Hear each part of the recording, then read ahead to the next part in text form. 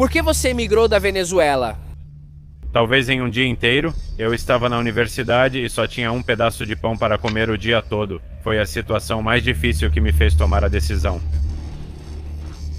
Aconteceu comigo com um dos corpos policiais do país.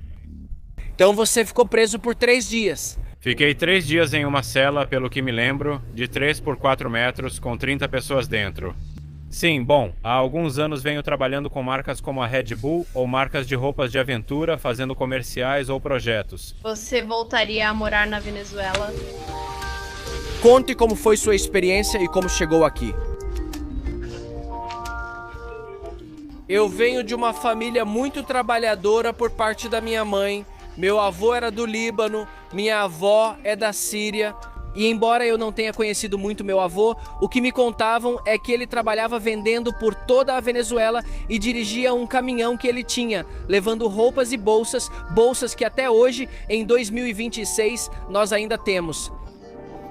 Ele morreu quando eu tinha uns 3 ou 4 anos. Não me lembro bem, mas ele sempre viajava pela Venezuela. Talvez tenha sido daí que eu herdei os genes e o meu amor por viajar pelo meu país por parte do meu pai. Ele é português, nasceu em Portugal e aos 8 anos veio para a Venezuela e, bom, chegou em Petare. Começou a trabalhar em açougue, padaria, peixaria, loja de bebidas, até que conseguiu economizar, pedir crédito quando ainda existia na Venezuela e abrir seu primeiro negócio. E daí, então, abrir outros mais. Quando eu era pequeno, meu pai acordava às 5:30 da manhã, às 6 ele nos levava para a escola para chegarmos às 7. E depois eu só voltava a vê-lo às 10:30, 11 horas da noite, porque as padarias naquela época exigiam muito trabalho e hoje também, mas enfim, digamos que os processos melhoraram, confiando em encarregados, negócios, então os mais jovens que façam o trabalho.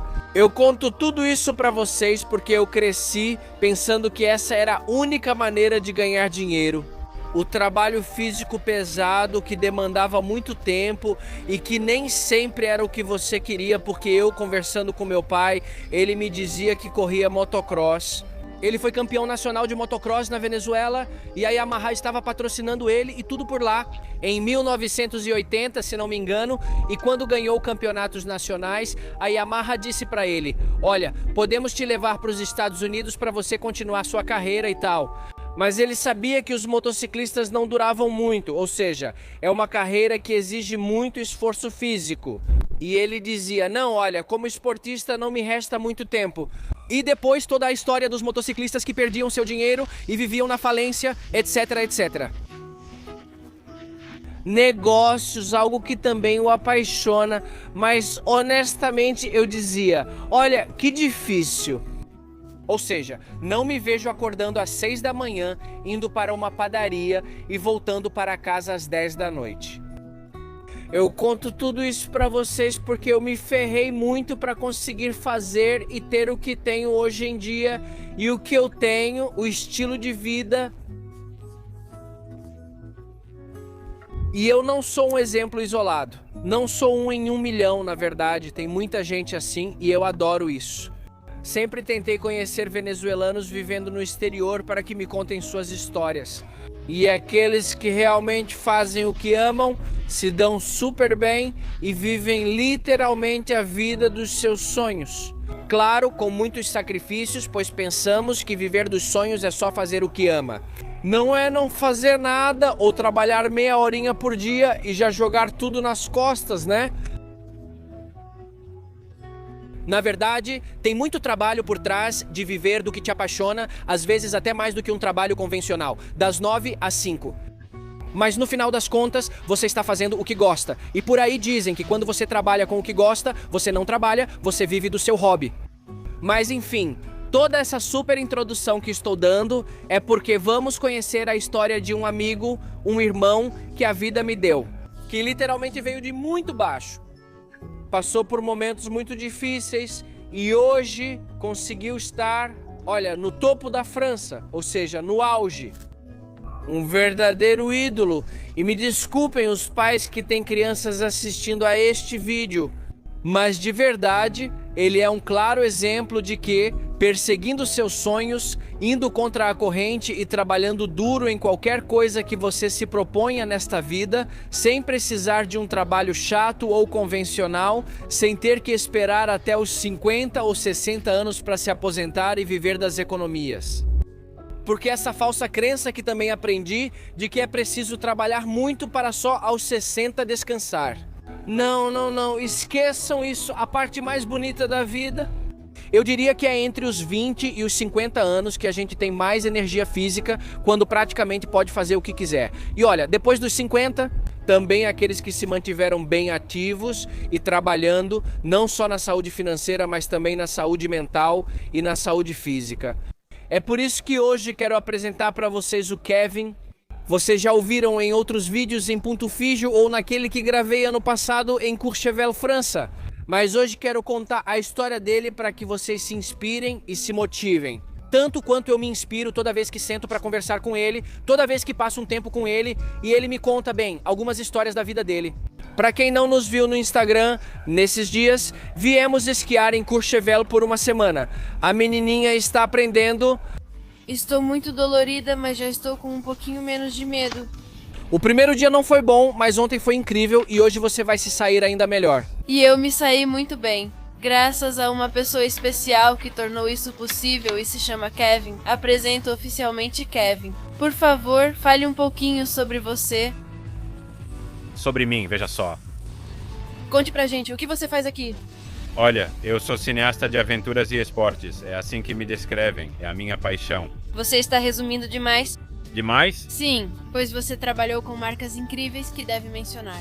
Sim, bom, já faz alguns anos que venho trabalhando com marcas como a Red Bull ou marcas de roupas de aventura, fazendo comerciais. Projetos esportivos. E agora? Bom, há 4 anos estou neste paraíso, onde também faço vídeos de esqui. Eu diria que não. Incrível. E no tempo livre, ela ensina os amigos a esquiar. Ensinamos amigos a esquiar e curamos traumas, haha. Então, é isso. No vídeo de hoje vocês vão ver a gente esquiando um pouco na pista esquiável mais longa do mundo, com mais de 600 quilômetros, que é Courchevel. E além disso, conhecer a história desse craque, do qual já dei uma breve introdução há alguns minutos. Então colocamos os esquis, começamos a andar e iniciamos com cada pergunta para que vocês, assim como nós, se inspirem com esse craque.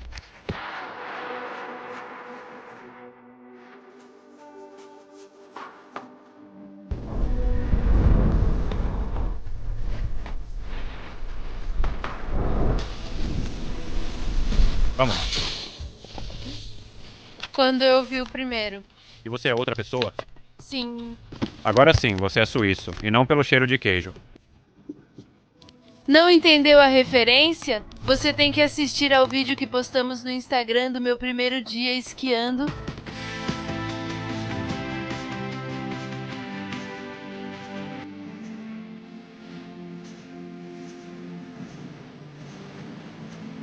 Isso conta. Me conta um pouco da sua vida na Venezuela. Se formos desde o começo.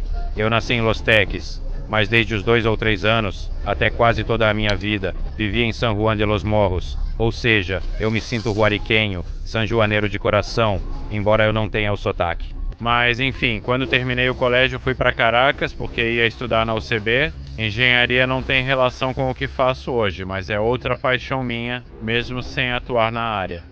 Isso foi até 2017. Vivi em Caracas por 4 anos e depois, no começo de 2017, emigrei, fui para a Espanha com minha família. Quero que você me conte as principais razões pelas quais você emigrou. Mas antes, vamos continuar esquiando um pouquinho, porque eu estou fascinado com o progresso da Ninita. Vocês vão me colocar naquele teleférico famoso dos rios virais, onde as pessoas sentam e às vezes caem. A brincadeira... Vai parar. Você tem que parar de ver o Instagram.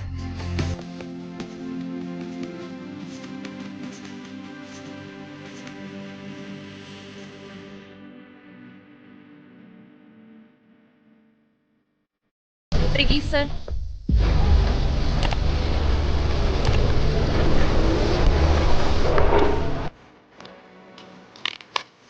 Com essa vista linda que temos na nossa frente. Quero te fazer uma das perguntas possivelmente mais difíceis de toda a entrevista, que é: por que você emigrou da Venezuela? Me conta, qual foi a história ou quais foram as histórias que te fizeram tomar essa decisão tão difícil? Pois é, como te disse antes, eu fui embora em 2017, no começo de 2017, e sinto que essa foi uma das piores épocas do país. E bom, pra que repetir, né? Como muitos sabem, onde? Talvez em um dia inteiro. Eu estava na universidade e só tinha um pão pra comer, um pedaço de pão pra comer o dia todo. O que realmente me fez decidir foi a situação mais difícil, algo que vivi com um dos corpos policiais do país. E senti que foi a parte mais injusta, que digamos eu não merecia isso. Para resumir um pouco, eu estava saindo um dia da universidade, tinha acabado de sair de uma prova, um exame e havia uma operação policial na frente da universidade, mas quando eu saí já tinha terminado. Só estavam os policiais e as pessoas que eles tinham detido quando passei ao lado deles para poder chegar ao ponto de ônibus. Sem querer, a mochila, a bolsa que eu estava segurando de um lado, encostou em um dos policiais. E bom, como a gente diz, ele se encantou comigo e disse: "Esse eu quero, porra, hoje eu vou pegar ele." Quantos anos você tinha naquela época? Se não me engano, eu tinha 20 ou 21 anos. Uau. 20 ou 21 anos, então, obviamente eu estava assustado, né? Quando naquele momento ele te diz: "Olha, te chamo assim" e pergunta: "Você me esbarrou?" Sinceramente não percebi porque o toque foi mínimo. Ele me disse: "Ah, você não percebeu? Vem cá, que eu vou te ensinar a respeitar." Ele tirou os livros da minha bolsa, tirou essa roupa que eu tinha para trocar. Ele jogou tudo assim entre o carro e o chão e obviamente eu não tinha nada. Também tirou minha carteira, pegou cada cartão que eu tinha, jogou tudo assim. Em resumo, ele decidiu que queria me prejudicar naquele dia. Você pegou ele num dia ruim? Ele me levou, mas ainda assim fiquei com os detidos, tiraram minhas tranças e sapatos, prenderam minhas mãos para trás e cobriram com a camisa. E o que te falaram? Qual o motivo da sua prisão? Não me explicaram nada. Arriscaram, não disseram nada, só informaram que eu estava detido. Uau. Depois eu fiquei sabendo, mas enfim, me levaram para uma cela dessa corporação policial, onde fiquei por 3 dias. Uau. E quando você soube das acusações? Disseram que roubei uma moto, até saiu no jornal, como se, entre tantos criminosos presos, eu fosse um deles. Segundo eles, a acusação era roubo de moto. Ou seja, literalmente você ficou preso 3 dias por ter esbarrado em um policial sem perceber, exatamente. E acho que nem foi um tropeço, foi mais como um esbarrão, assim, sabe?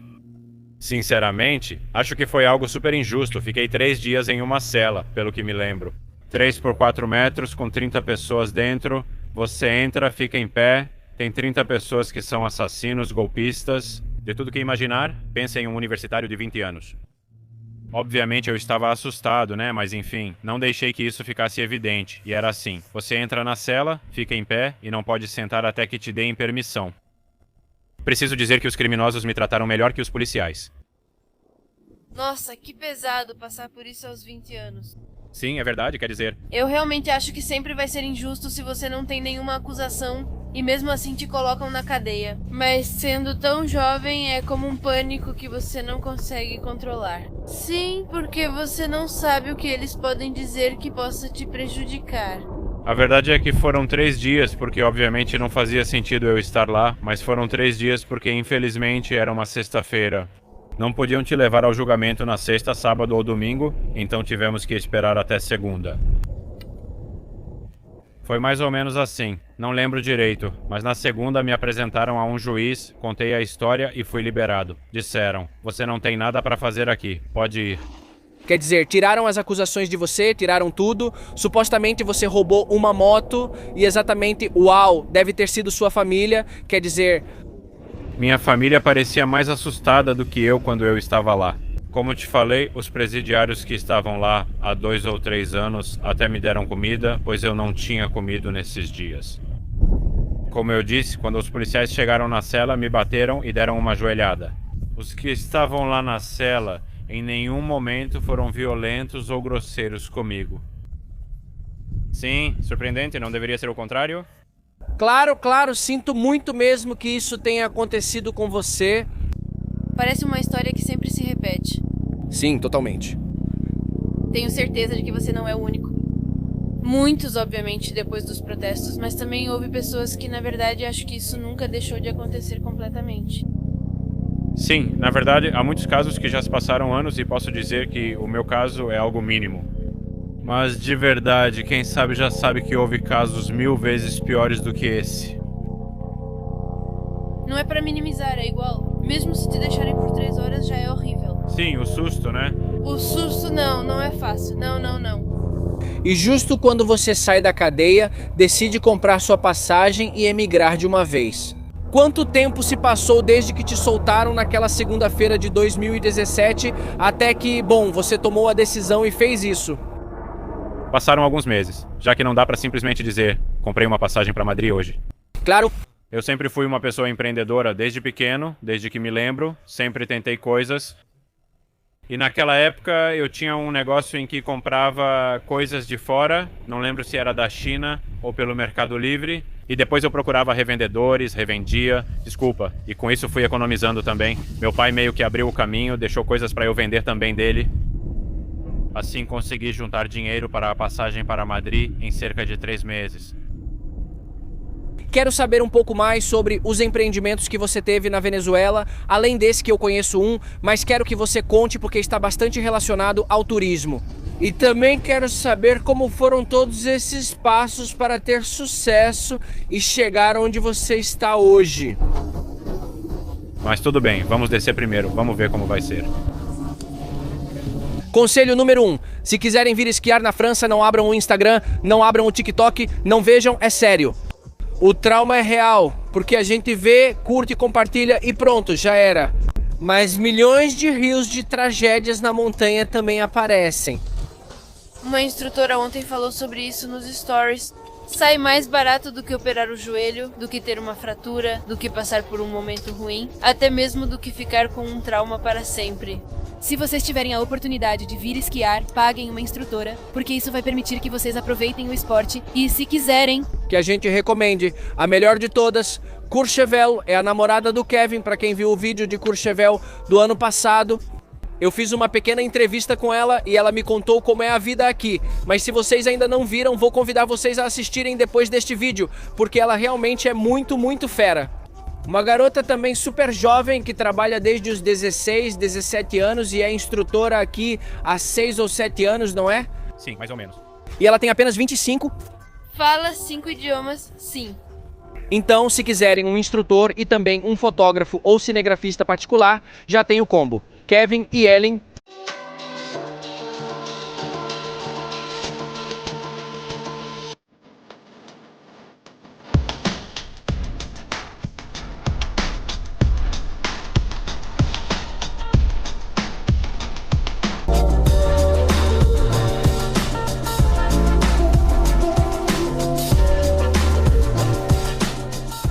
Não façam isso em casa, ele está indo fora da pista.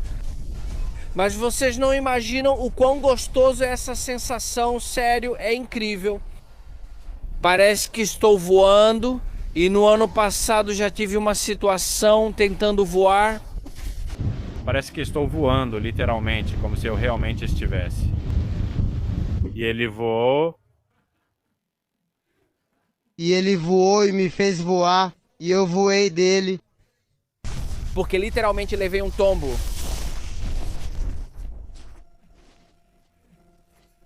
Preciso parar de repetir que estou voando. Mas eu voei dele, mas aqui por causa do voo...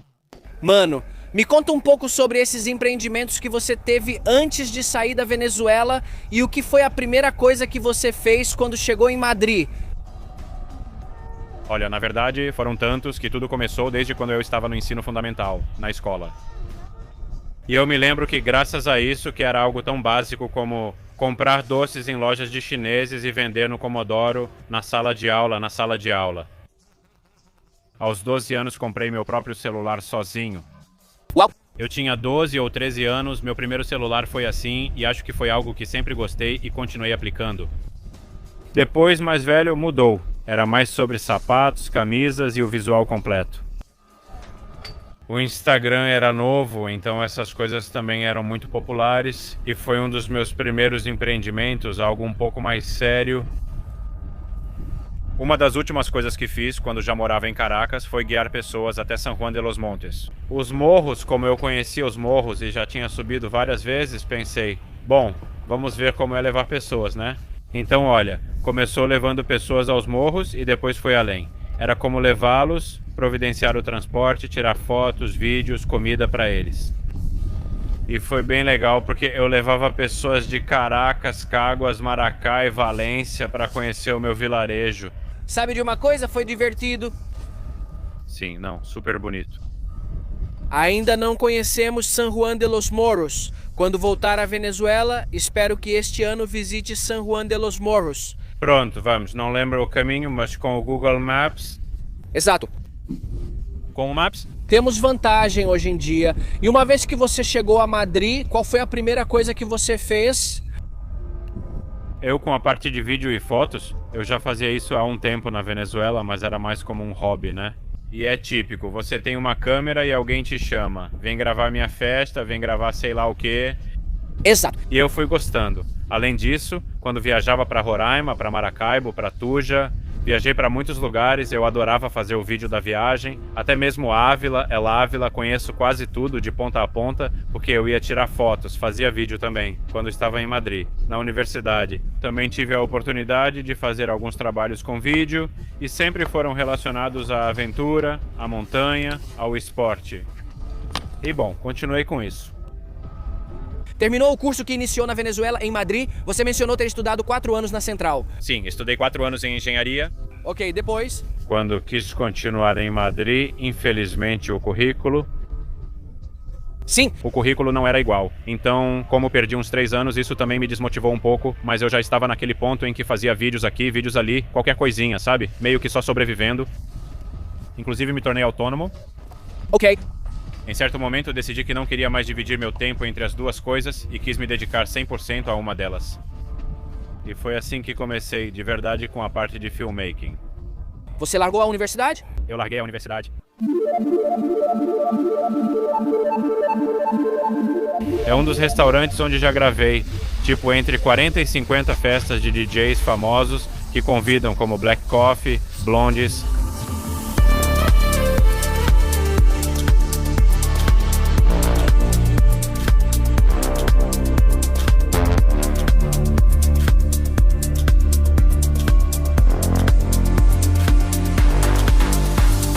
Fizemos uma pequena parada para almoçar e quero aproveitar enquanto descansamos depois da comida.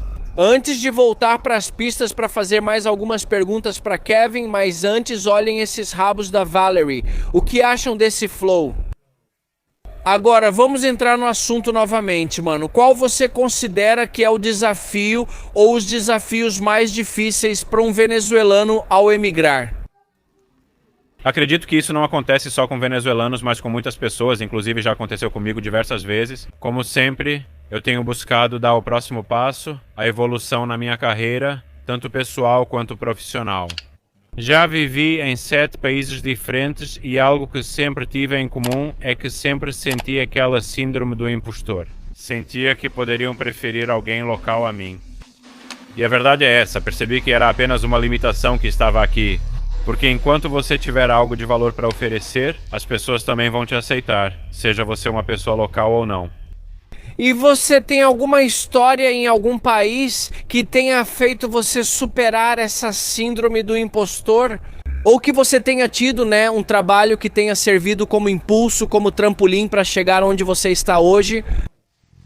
Na verdade, eu tenho uma história muito engraçada porque depois da pandemia, bem antes da pandemia, eu sentia que estava conquistando algumas coisas. Talvez eu não ganhasse muito dinheiro, mas era o suficiente para eu dizer que podia trabalhar por conta própria, que não precisava trabalhar em outro lugar. Sabe, em um restaurante ou, sei lá, em uma loja.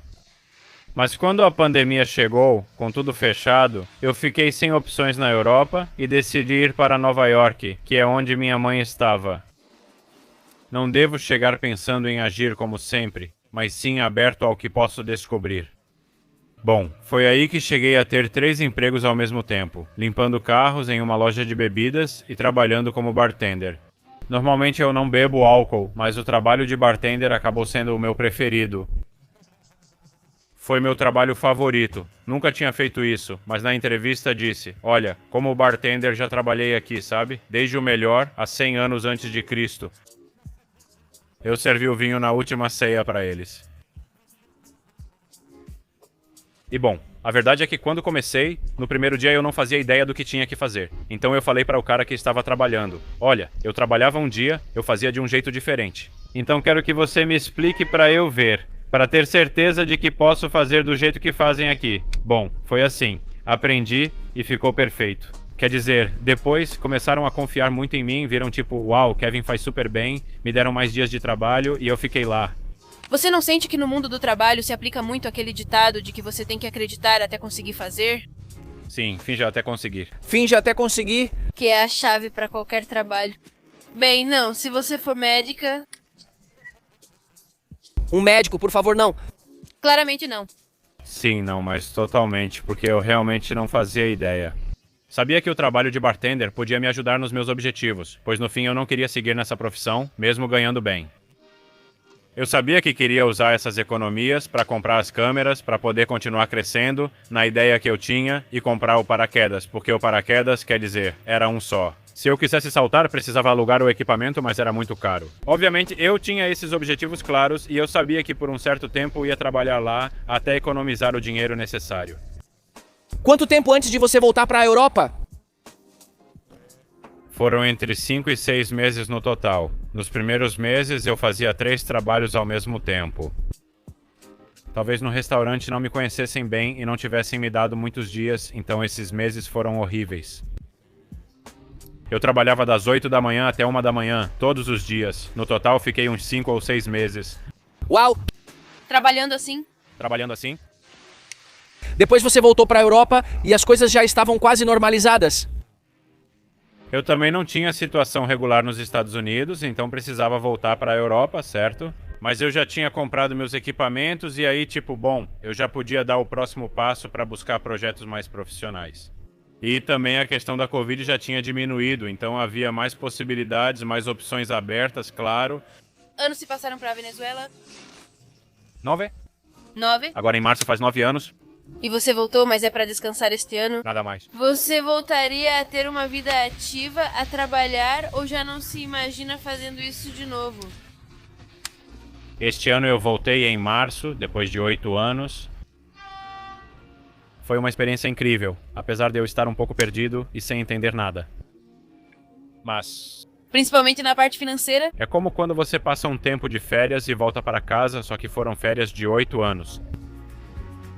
Mas eu acho que estou em um ponto em que talvez a única forma de eu voltar para a Venezuela seria se eu pudesse me sustentar, ou se eu pudesse encontrar lá o que conquistei aqui. Sim, gostaria de atuar em esportes, aventuras e esportes radicais. Quero ter oportunidade de desenvolver algo nesse setor. Como é uma cultura que eu gosto muito, eu gostaria de vê-la no meu país, porque é algo muito bonito. Acho que voltar a viver lá para sempre não, mas agora quero viver todos os anos. Ok, bom, é só o começo. A verdade é que eu levei uma vida bastante nômade.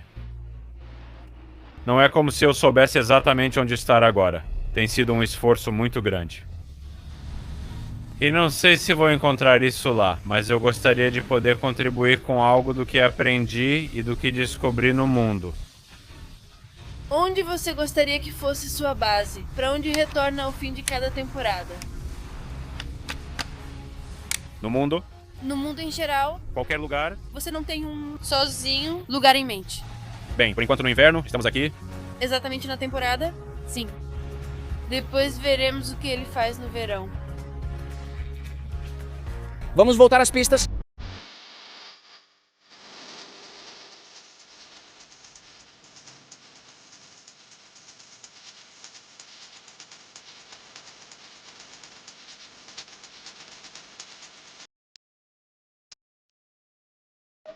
Ok, bom, que tal esse bosquezinho?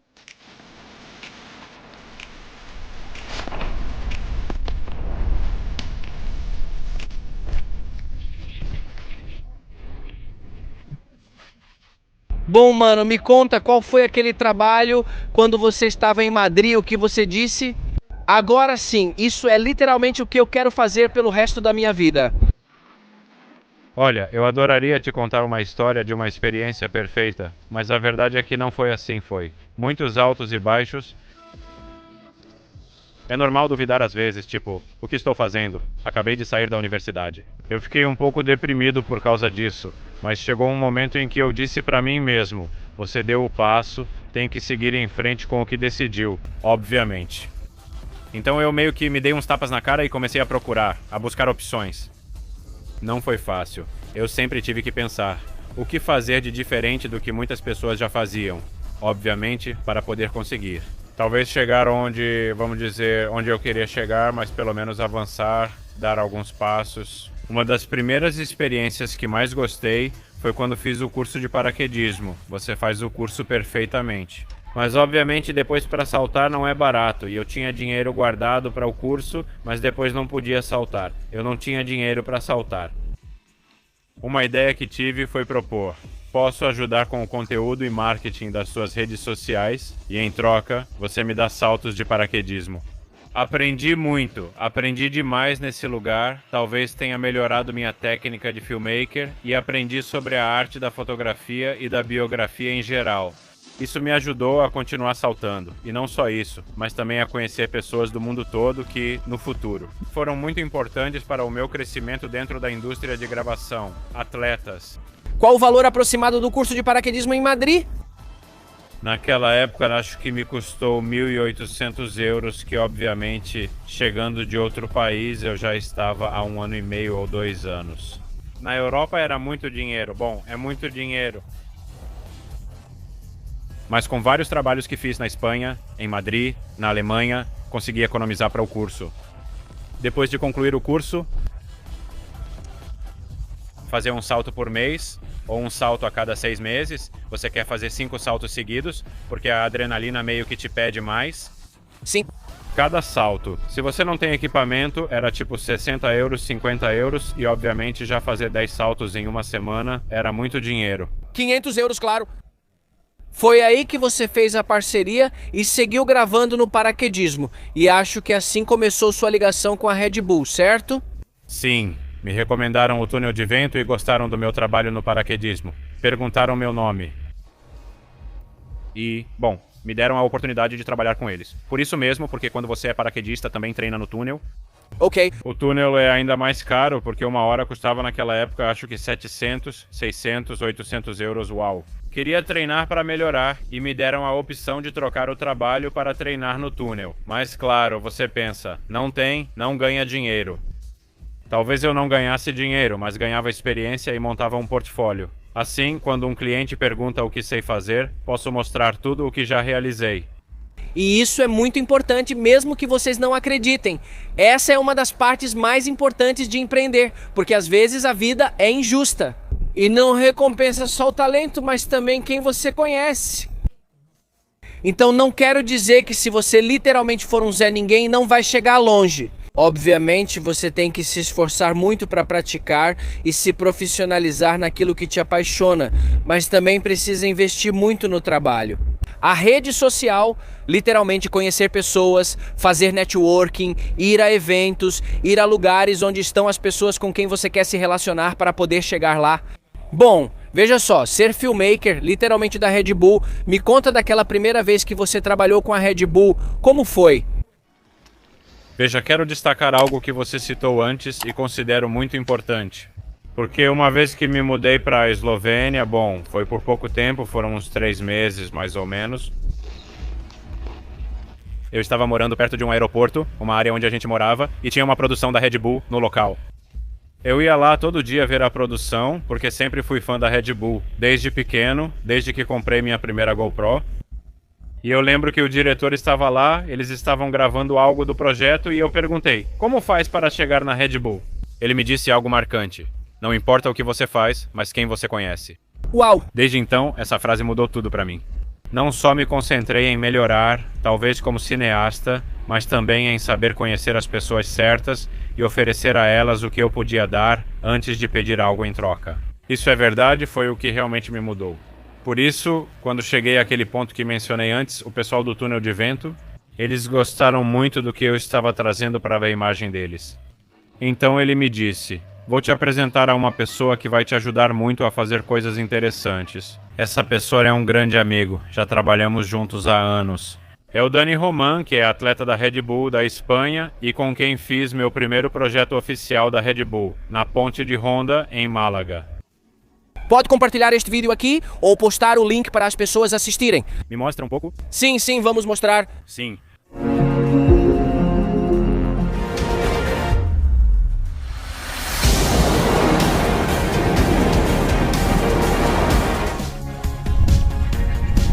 Bom, Depois desse projeto, parece que se abriu um infinito de oportunidades. É como o que você fez, quem você conhece, você já se apresenta de outra forma, sua confiança também aumenta. É como se isso tivesse me ajudado a avançar para os próximos níveis. Quando eu apresentava propostas para empresas, tipo, olha, eu gostaria de trabalhar com você, posso fazer isso e aquilo, e eles me perguntavam, o que você já fez? Você apresenta um projeto assim e eles dizem, perfeito, confio que você pode fazer igual ou melhor para mim. E o que foi, brother, que te fez ou qual foi o contato pelo qual você acabou chegando a Courchevel? Você esquiava desde pequeno ou conta pra gente toda a sua experiência, como você acabou vindo parar aqui? Né? Foi uma grande reviravolta porque quando eu morava na Eslovênia conheci a Ellen, que você mencionou antes, que agora é minha namorada e instrutora em Courchevel. E a verdade é que, quando minha carreira deu uma guinada, como minha carreira no verão, eu estava indo muito bem. Eu estava muito feliz com as coisas que estava fazendo, com as coisas que estava conquistando. No inverno, como a temporada é mais lenta, eu não tinha muito o que fazer. Então ela sugeriu, por que não vem para Courchevel e vemos o que podemos fazer? Eu vim pra cá há 1 ano, isso foi não me lembro, acho que foi há 4 anos e meio mais ou menos. E eu experimentei, achei interessante, experimentei esquiar pela primeira vez, não sabia se eu tinha jeito pra isso. Imagina um llanero de San Juan de los Morros em Courchevel. Tive uma breve experiência, um pequeno trabalho e pensei, aqui posso fazer algo. Então comecei a pratiquei, aprendi a esquiar um pouco, fiz alguns trabalhinhos pequenos e não só vi uma oportunidade aqui, mas também procurei como inovar o que estava sendo feito, porque vi que o serviço estava sendo oferecido. Em cidade, como havia espaço, pensei, se eu aprender e praticar esqui, posso preencher esse mercado. Você está pronto para ouvir isso? Estou pronto, claro que sim. O dia com foto, vídeo, drone, ação, pose e festa. Tudo inclui tudo o que mencionei antes, 1.200 euros. Quem geralmente são seus clientes? Qual o seu público-alvo? Bom, meus clientes eu divido em 3 grupos. Grupo de família, grupo familiar. Ah, porque 1.200 para toda a família ou por pessoa? Depende. Se o grupo for muito grande, eu recomendo que fiquem 2 ou 3 dias, por exemplo. Ok. Se o grupo for pequeno, não dá para fazer em 1 dia. Ok. Grupos de amigos que talvez tenham uma ocasião especial, que querem levar uma lembrança incrível. Fotos, vídeos, tudo. E uma grande parte que vem aumentando são os influenciadores. Ok. E os influenciadores vêm e te pagam ou querem pedir uma troca 50-50? Olha, isso é algo para rir, mas na verdade quem oferece seu serviço como freelancer também precisa de publicidade. E é verdade que às vezes os influenciadores se aproveitam do seu alcance, dos seus seguidores, para tentar conseguir tudo de graça. E eu falo em terceira pessoa, porque nós, quer dizer, odiamos isso. Prefiro não fazer algo do que ter que pedir por troca, e prefiro pagar e depois cobrar direito. Porque senão você faz uma troca com um e o outro que quer te contratar fica sabendo que você fez uma troca e só quer te oferecer uma troca também. E no final, isso diminui seu valor como criador de conteúdo. Bom, influenciador ou como quer que chamem. Mas se for a marca, se for o hotel de luxo, se for o Kevin, quem vem e diz, olha, eu gosto das suas redes, esse... Então, bom, a publicidade também é necessária. E geralmente eu fico curioso, de quais países são seus maiores clientes franceses? Na verdade, francês é o que eu menos tive como cliente. Ok. Francês são talvez os negócios locais, por exemplo. Vales do Leste, até mesmo a mesa de turismo de Courchevel. Eles têm sido meus clientes, mas a maioria são turistas que contratam meus serviços. Dos Estados Unidos, de todo esse pessoal, por exemplo, dos Emirados Árabes Unidos, Kuwait, Catar. Ou seja, Oriente Médio Saudita. Todo o Oriente Médio. Aham, e brasileiros. Sério, que loucura. Eu não imaginava que brasileiros vinham pra cá e com tanto dinheiro, né? Porque obviamente só vir pra Courchevel já é bem caro. Mas além disso, pagar pelos serviços, as refeições e tudo mais deixa tudo muito, muito mais caro.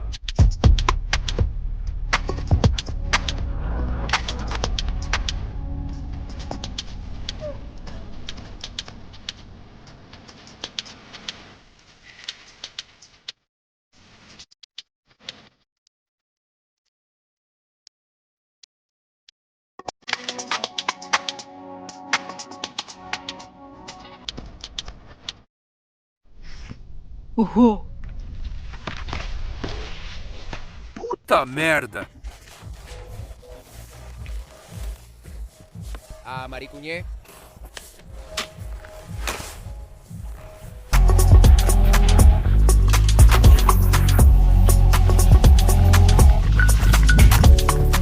Ok, mano. Agora eu quero te fazer outra pergunta, porque eu sei que esse vídeo vai deixar muitas pessoas interessadas. Não só nos seus serviços, mas também em vir esquiar em Courchevel.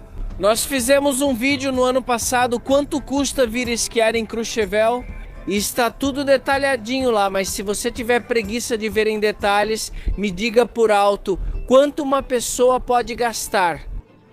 Tipo, o mínimo do mínimo, que inclui o passe de esqui por uma semana, o aluguel dos equipamentos, aluguel de um apartamentinho. E bom, a comida, imagino que em casa, porque comer fora é muito caro. Aqui em Courchevel... Olha, o bom de Courchevel é que você tem opções, tem muitas opções, desde as mais econômicas até as mais caras, que eu acho que são ilimitadas. Ok.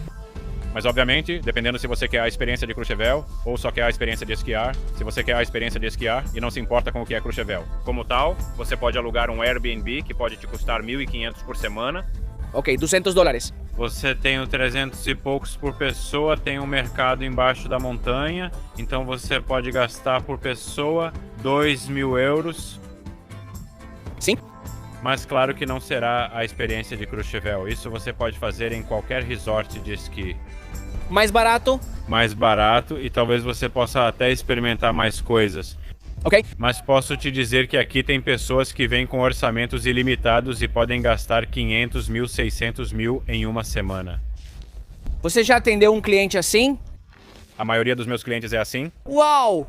Quer dizer, quanto pode ser o aluguel de um chalé, por exemplo, para uma pessoa ou para uma família, por uma semana?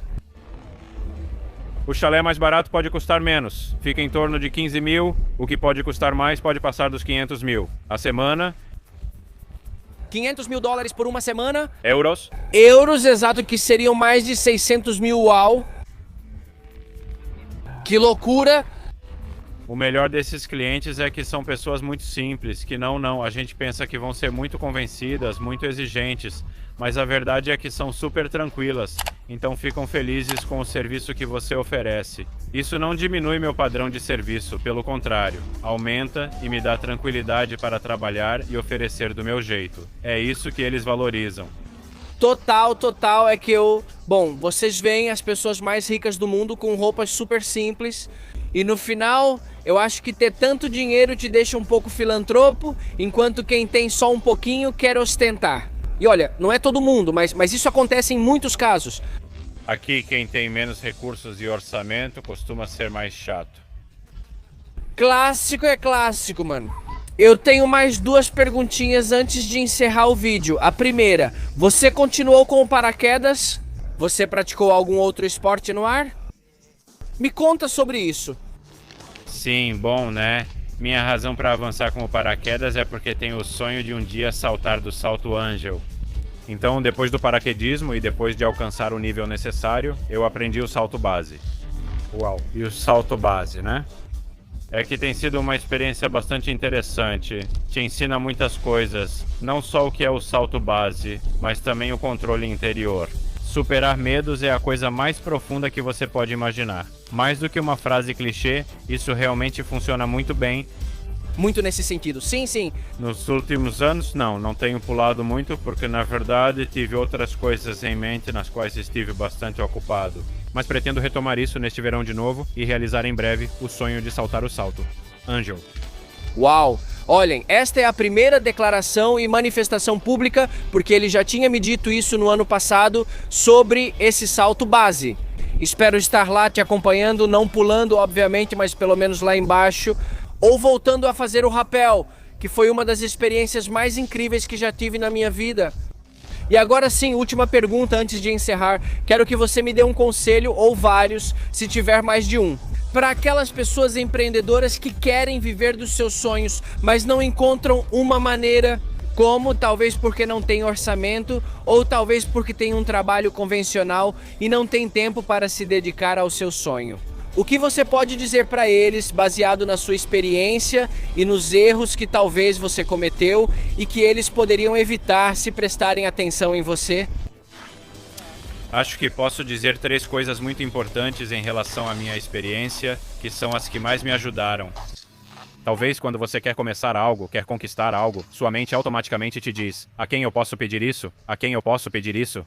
Se você mudar a mentalidade e pensar: o que posso oferecer de valor para que as pessoas me encontrem? É aí que tudo começa a fazer mais sentido, porque já não é mais você pedindo, e sim você oferecendo algo. E essas pessoas vão te ver de forma diferente, não vão te ver como um peso, mas sim como alguém de valor. O segundo seria o mesmo conselho que me deram na Eslovênia. Não importa muito o que você faz, mas sim quem você conhece.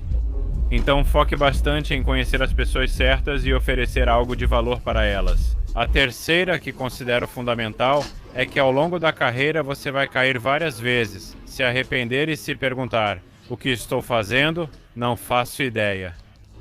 E a diferença vai estar em se você desiste de tudo, joga tudo pro alto, ou se você se lembra do porquê começou, e você se levanta e continua caminhando em direção aonde quer chegar. Basicamente disciplina e constância, mais nada, meu irmão. Vamos encerrar esse vídeo por aqui. Muito obrigado de verdade por nos receber na França, muito obrigado por nos ensinar a esquiar, muito obrigado acima de tudo pela sua amizade. E espero não só que continue dando tudo certo pra você, que todos os seus sonhos continuem se realizando, mas também que continuemos viajando juntos. Claro que sim, e da próxima vez nos vemos nas pistas. É isso aí. E meus loucos, antes de encerrar este vídeo, quero convidar vocês a assistir o do ano passado, se quiserem. Não só para ver em detalhes quanto custa vir aqui, mas também como é a vida aqui. Com a namorada do Kevin, que me contou sobre os custos de vida, como é possível vir trabalhar, quanto se pode ganhar em diferentes tipos de profissões. E aos poucos ir se aprofundando no mundo do inverno, da neve. Aqui em Courchevel, se você realmente consegue um trabalho, literalmente vira referência, você se torna como o que eu acho que é o Kevin, uma lenda aqui em Courchevel. Porque de verdade ele não para, e isso foi algo que ele não contou. Mas às vezes ele tem um cliente das 9 até as 4 da tarde que fecha as pistas. Bom, elas fecham às 4h30 e depois ele tem uma festa das 9 da noite até 1 ou 2 da manhã. E no dia seguinte ele tem outro cliente às 9 da manhã com apenas 5 ou 6 horas de sono. Eu vivi isso no ano passado e foi tão incrível que eles moravam onde a gente está ficando agora, a 1.650 metros, porque Courchevel é dividida por altitudes. Quanto tempo ele levava daqui até lá? Usando o teleférico e estacionando, era cerca de 1 hora para ir e outra para voltar. Então, este ano, eles não só alugaram esse apartamento para amigos e familiares que vieram visitá-los, porque também é como um refúgio e um lugar para aproveitar, mas também alugaram outro apartamento, aqui bem no 1850, que literalmente eles saem esquiando de casa para poder dormir mais e chegar mais pontualmente na hora de trabalhar com os clientes. Poder voltar para casa mais cedo. Depois das festas que eles precisam gravar, o pior é que Kevin não bebe nada alcoólico nem cerveja, mas ainda assim vai às festas. Praticamente 4 ou 5 vezes por semana para gravar esses DJs e depois repetir esse processo, tudo isso por 4 ou 5 meses, que é desde o final de novembro até o final de abril, que é quanto dura a temporada de esqui aqui no inverno. E por último, lembrar a vocês que nada é impossível Eu sei que isso soa muito clichê e que vocês vão me dizer, não, mas é que a minha condição não permite, mas é que você é privilegiado, né? Mas olha, se literalmente Kevin conseguiu o que tem hoje em dia, vindo de onde veio, sendo muito honesto com vocês, já falei isso abertamente, eu sou muito grato à minha família, meu pai pôde pagar a educação que eu tive, apesar de tudo o que conquistei ter sido praticamente contra a vontade dele, pelo menos no começo. Ele era uma pessoa que tinha dificuldade em acreditar nesse projeto tão maluco porque não conhecia outra forma. Ele tinha um estilo de vida ou negócios muito tradicionais e para ele, ganhar dinheiro era acordar às 6 da manhã, abrir uma padaria e voltar para casa às 10, 11 da noite. Então, tudo bem ele desconfiar de mim, mas eu nunca fiquei sem nada do básico, sempre tive comida, sempre tive educação e isso me deu, de uma forma ou de outra, a liberdade de experimentar. Que eu levei muitos tombos, tropeços, que literalmente me endividei, foi horrível, mas continuei acreditando nos meus sonhos e hoje estou aqui praticamente vivendo literalmente uma vida de sonho com seus altos e baixos. Claro que sim, mas eu não trocaria por nenhuma outra no mundo. E eu adoro que a história do Kevin é jovem, ele tem 30 anos, eu, tenho 33. E é uma prova de que você não precisa necessariamente esperar ficar velhinho para poder começar a aproveitar a vida, viajar com suas economias e viver a Dolce Vita. Não, claro que não. Ou seja, a gente tem que ter equilíbrio, não precisa ficar pensando tanto na aposentadoria, não dá para sair gastando todo o dinheiro que você ganha. Guarde uma parte, invista outra parte e, claro, aproveite outra parte, porque é disso que a vida se trata, dos momentos do presente. A gente nunca sabe onde vai estar amanhã. E se você literalmente sair gastando todo o dinheiro, pode ser que numa situação de emergência, ou se você guardar todo o dinheiro, também pode acontecer alguma coisa com você. E você nem aproveitou nada, quem acaba aproveitando são seus filhos, seus netos. Olha, eu já vi muitos, mas muitos desses casos, então vou encerrar esse vídeo por aqui. Eu adoraria contar mais histórias de venezuelanos ou venezuelanas incríveis pelo mundo, como foi o Ken. Se você conhece outra história ou está assistindo, mande uma mensagem pra gente no Instagram dizendo de que país é e o que faz. E talvez a gente vá te visitar no seu novo lar, na sua nova terrinha e contar a sua história. Agora sim, não esqueçam de se inscrever, comentar o que acharam da história de Caim e é isso. Nos vemos em uma semana ou em alguns dias com um novo vídeo.